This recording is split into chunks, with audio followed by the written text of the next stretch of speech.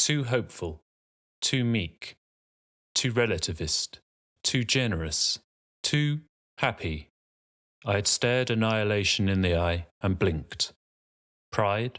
No. Deep down, I was furious with myself. I hadn't gone far enough. Ironic distance? A synonym for cowardice. Let me make myself crystal clear this time. There is no way out. There is no relief. You are fucked.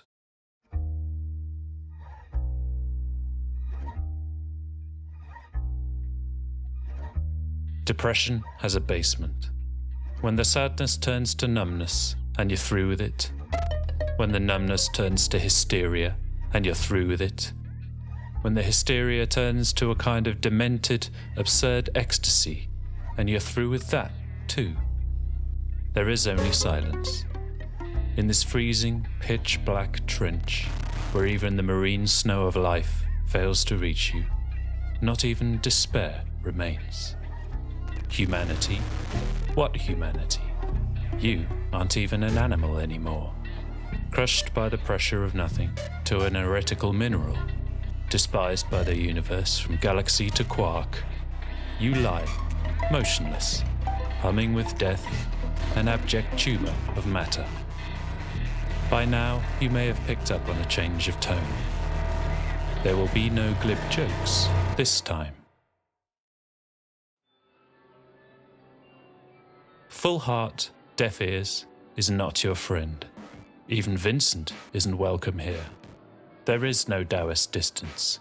There is no hope of transcending your suffering. The idea of enlightenment is a pathetic joke.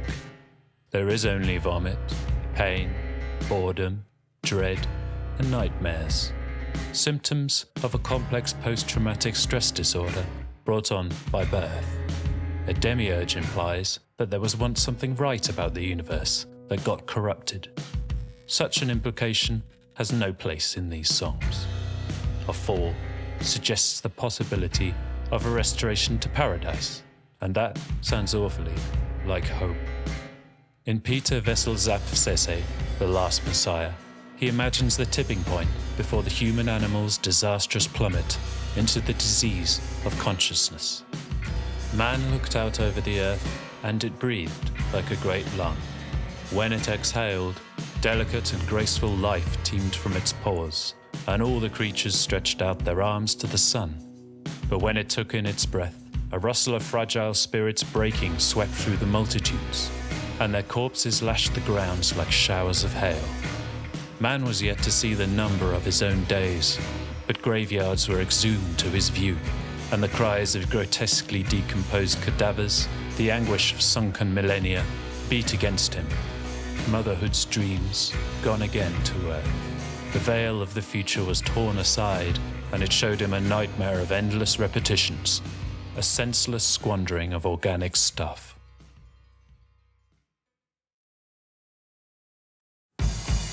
You're right. You're gonna die slow. Your grandchildren are already fucked. You're lying to yourself. Not big, not clever.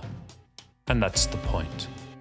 There is no space here for quippy wordplay, to orbit the disaster at the center of the human condition at a distance of metaphysical safety. No Taoist caveats this time. No retreat to the comfort blanket of Sagan-esque cosmic awe. The wheel of suffering shudders to a halt. Only death remains, the thing I once called life, its nightmare. In the age of irony, we roll our eyes at earnest expressions of pessimism. Sarah Perry, the author of Every Cradle is a Grave, summarized this sort of pigeonholing as being dismissed as part of the black nail polish brigade. Angst is cringe. Existential angst is pretentious cringe. And writing about existential angst? Grow up. Get real. Existential angst is narcissistic and childish. Everyone knows life isn't fair.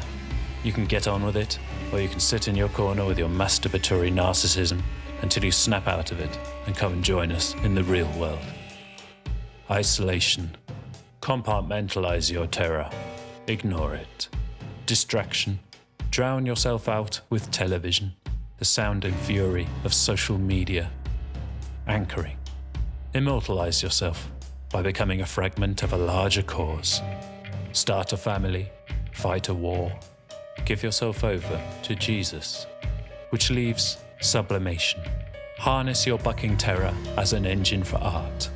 Thomas Ligotti goes darker than Zapf in his discussion of sublimation, whereas Zapf saw a fleeting element of tragic heroism in his fourth psychological coping strategy. Ligotti appends even that. In so many words, these thinkers and artistic types confect products that provide an escape from our suffering by a bogus simulation of it. A tragic drama or philosophical wool gathering, for instance. And he's right. The songs on Full Heart, Deaf Ears are not here to save anyone. The project was a failure from the start, and, from the start, never held any illusions to the contrary.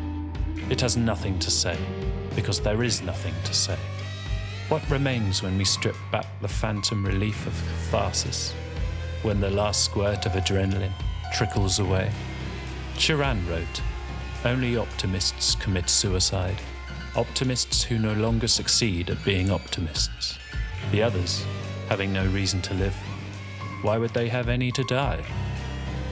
We began in the trench, and, in the end, the trench is where we remain. As your lying to yourself fades off into the abyss stares on, obscured within its shadows, the silently churning cremulator of existence.